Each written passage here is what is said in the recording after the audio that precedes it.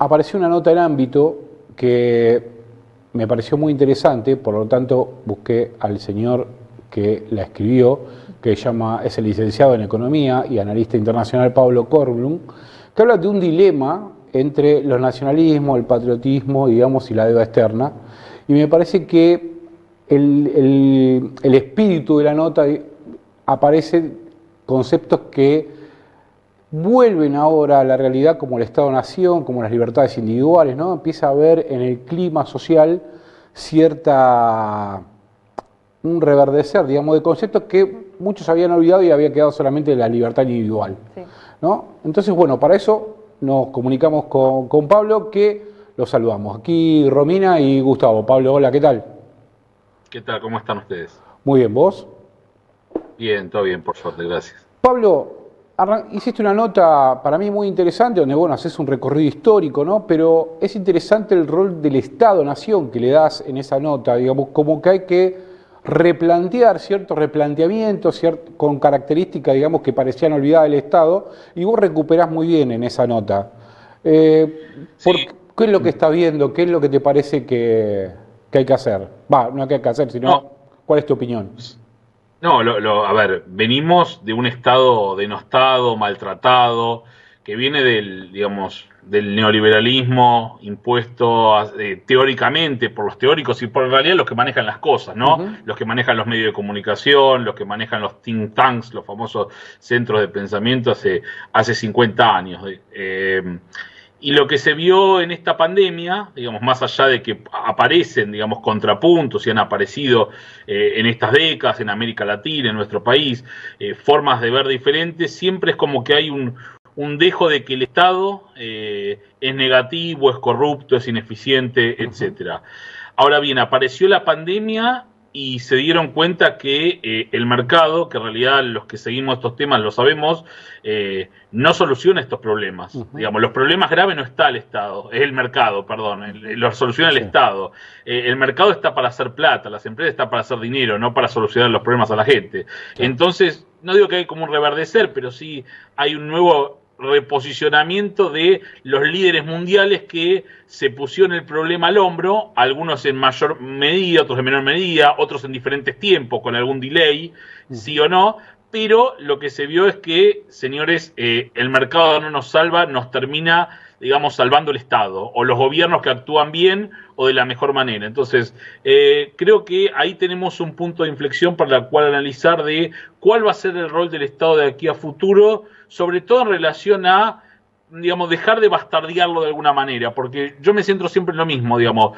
Una cosa es, digamos, la institución, otra cosa son las personas. Claro. Y cuando el Estado es eficiente y es efectivo, digamos, a lo largo de la historia ha funcionado, es lo que le ha dado mejor calidad de vida a los pueblos. Y eso creo que, digamos, llegó al punto de que no debemos discutirlo más para poder avanzar hacia adelante. Y en esto que vos ves, digamos, ahí hay ciertas cosas que los condicionan, digamos, ¿no? Que son los obstáculos, digamos, en ese estado, digamos, más eficiente o eficaz. Que aparece la deuda externa, aparece, bueno, obviamente la pandemia, aparecen un montón de cosas que hacen que el Estado, digamos, no llegue a ese punto, ¿no? ¿Y en qué medida, digamos, la deuda externa condiciona, digamos, a los estados, sobre todo latinoamericanos? Porque no me gustaría compararlos con los europeos o con el yanqui, pero digo, ¿por qué en Latinoamérica, digamos, hay que mirar otras características? ¿O cuáles son? Mira, sí, está bueno lo que decís. Déjame terminar lo que decía, que viene a colación lo que venía diciendo anteriormente. Cuando digo el punto de comienzo es, por ejemplo, lo que dijo Merkel. Si hay que nacionalizar Lufthansa, claro, y hay que hacerla funcionar. Si los científicos tienen que, digamos, seguir trabajando para descubrir la pandemia y los científicos los banca el Estado, en nuestro caso el CONICET o quien sea, esto es algo que sirve y que es bueno y que funciona. Digamos, no podemos seguir discutiendo estos temas. A eso me refiero con que es un punto de inflexión que de acá para adelante hay cosas que no se pueden discutir. Se podrán discutir formas o modos, pero no discutir de esta manera. Eso por un lado, digo, el rol del Estado en sí. Ahora bien, de aquí en adelante lo que tenemos es, bueno, error de Estado. ¿Qué Estado queremos y en qué posición estamos? Porque, como dice la teoría digamos, nadie empieza desde cero. Digamos, ¿no? Acá hay una historia, hay un prontuario, se podría decir, en el cual, digamos, hay estados que empiezan mejor posicionados o que se tienen mejores basamentos y otros más complicados. Lamentablemente, vos lo mencionabas previamente, por ejemplo, nosotros nos encontramos con un proceso de endeudamiento externo muy fuerte que nos condiciona, digamos, no es lo mismo como podría ser una familia, empezar, digamos, bueno, empecemos un proyecto y en el banco tenemos cero, no tenemos nada, o tenemos poco, que tenemos una deuda de, por decirlo de una cosa, o sea, $1.000.000. Digamos, la situación es diferente.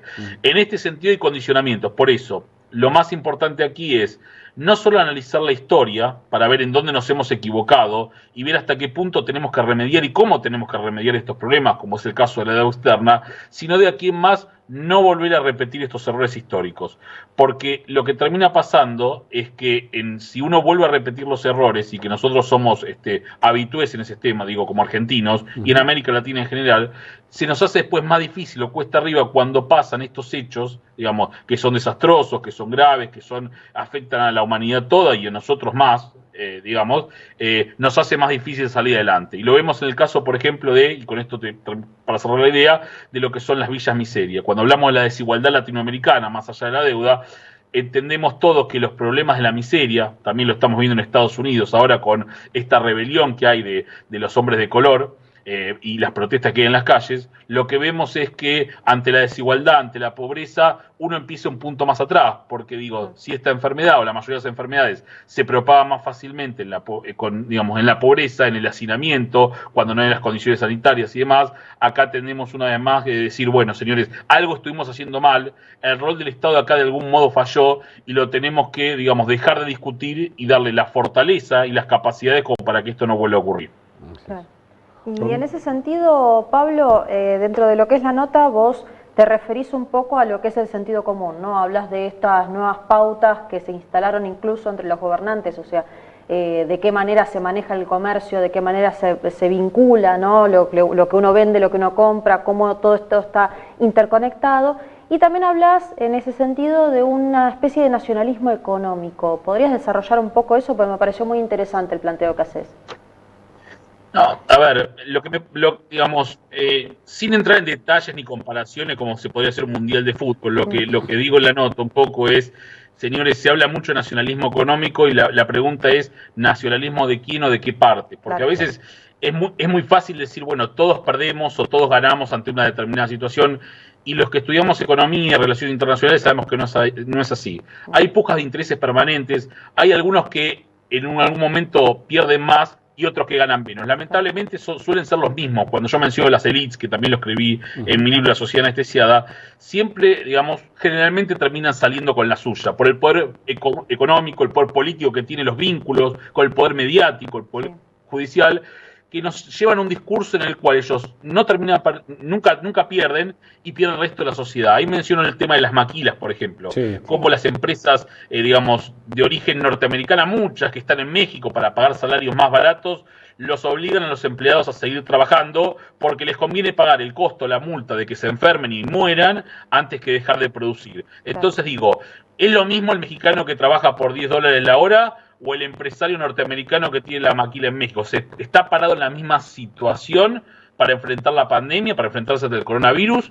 O mismo la persona, sin ir tan lejos entre diferentes clases, ¿no? Es lo mismo la persona que dice, bueno, yo me puedo quedar trabajando en mi casa en una computadora, que aquel que tiene que levantar bolsas en un puerto. No, evidentemente no es lo mismo. Entonces acá tenemos una gran diferenciación. Por eso cuando hablamos de libertad, y eso también lo hablaba en la nota, cuando decimos es importante la libertad para salir a trabajar, digamos, la libertad que tenemos para, para poder cumplir con nuestras obligaciones y demás, tenemos que ver qué tipo de libertad y a qué estamos hablando con libertad. ¿Quiénes son los que se perjudican y quiénes se favorecen con esta libertad? Claro. Digamos, porque, digamos, lo que termina pasando es que hay muchas personas que tienen ganas de salir a trabajar, pero tienen miedo que les pase algo y no tienen los recursos ni los elementos como para cuidarse del coronavirus. Entonces, tenemos que ser muy cuidadosos cuando pedimos por lo colectivo, por la libertad, por estos grandes discursos o estas palabras que son estrambóticas, y sin ver específicamente cuáles son los grupos o qué intereses hay detrás. Y eso pasa no solo en este caso de la pandemia,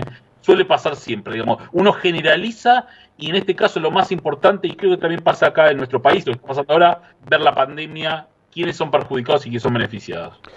Sí, en realidad entiendo perfecto, clarísimo. El tema es que está muy bien lo que decís y hay un punto, digamos, ese punto de inflexión es interesante también porque una de las cosas de las pandemias que siempre venimos repitiendo es la aceleración de los tiempos, tanto económicos como sociales como políticos. Entonces te dejan un punto de inflexión donde o podés ir a la primarización total de la economía, digamos, como opción, o como bien planteé la nota, digo, bueno, ¿dónde están esas fábricas que fabricaban esos utensilios, digamos, que yo, no sé, barbijos, respiradores, que eran del capitalismo nacional, ¿no? Entonces también te obliga, digamos, a acelerar o empezar a entender, digamos, que necesitas una industria propia. No sé si me explico. ¿Sabes lo que pasa? Sí. Es la discusión que tenemos hace 150 años. Exactamente. Yo siempre hablo de una economía balanceada, Gustavo. Hago una economía balanceada en el sentido de que ya todos entendemos que fuimos bendecidos por los recursos naturales y y a lo largo de la historia, sin dar detalles, se han aprovechado bastante, digamos, sobre todo los que tienen el poder de la tierra, ¿no? Pero digamos, en general, si no es el terrateniente o el oligarca, como se le suele decir, si no es la persona que también, digamos, o el Estado que aprovecha las divisas. Ahora bien, una economía se basa en eso, digamos, la dependencia que genera, porque hay teorías, ¿no? La teoría de la dependencia, claro, digamos, de cómo depender de nuestras materias primas, que muchas veces valen menos, que no se venden, que dependen de los caprichos del sistema internacional. Digo, en estos casos de pandemia, y termino con esto y me decís, digamos, lo que se ve es que la primarización por sí sola no sirve. No sirve si nos pasan cosas como estas, y no tanto como esta, el agregar valor, el no depender de terceros, no depender de si están llegando los insumos de China. Digo, son cuestiones que hay que tener en cuenta y tienen que ver con no solo la política doméstica, sino la política exterior, la geopolítica, la geoeconomía. Claro, nosotros siempre, acá de este programa, siempre planteamos que la Argentina debe pensarse geopolíticamente, porque si no, no se entiende cuál es el rol del Estado, para qué querés un país, ¿no? La verdad que es interesantísimo el tema, pero bueno, Pablo, te agradezco que me hayas atendido y vamos a volver a llamarte porque me parece que vos tenés siempre posturas, a menos de que te leo en ámbito, siempre suele tener una columna, la verdad, muy interesante, recomiendo mucho a leerlo, porque te da un pantallazo, digamos, de cosas que no se hablan en la Argentina y es muy buen analista internacional, así que... No, y aparte que justamente lo que estás planteando, Pablo, es que nos tenemos que poner a pensar entre todos en estas cosas, por eso te remarcaba lo del sentido común, porque creo que justamente estamos todos viendo que es la gran oportunidad de discutir estas cosas, pero de igual a igual, ya no esperando que haya un representante o alguien acorde, sino que todos podemos entrar en las nuevas discusiones porque son cosas que nos atañen y que tienen que ver con el trabajo, con el desarrollo y con nuestras vidas al fin y al cabo, así que está buenísimo poder plantearlo en estos términos.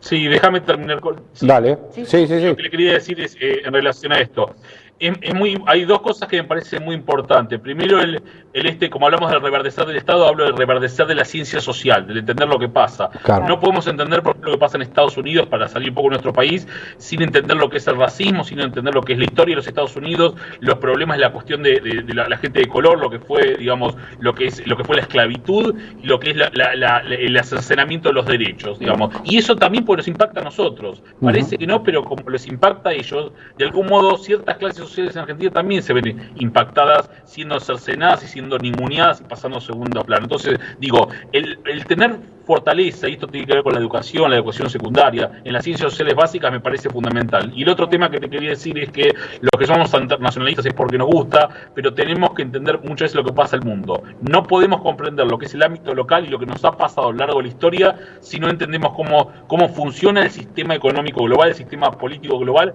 porque nos ha dictaminado, aunque mucha gente no lo crea, nos ha dictaminado las políticas domésticas a lo largo de la historia. El peronismo, lo que fue la dictadura, lo que fue el menemismo, lo que fue el macrismo, no han sido así si no no hubieran actuado como actuaron, si no hubieran tenido ese condicionamiento, si se quiere, o ese trabajo conjunto con lo que son las fuerzas internacionales. Y eso me parece que también la sociedad lo tiene que ver. Bueno, genial. Bueno, Pablo, te agradezco mucho la conversación y te volvemos a llamar más adelante para otros temas seguramente, que tenga que ver con esto. Por favor, Dale, adiós. Muchas gracias, Chao, nos vemos.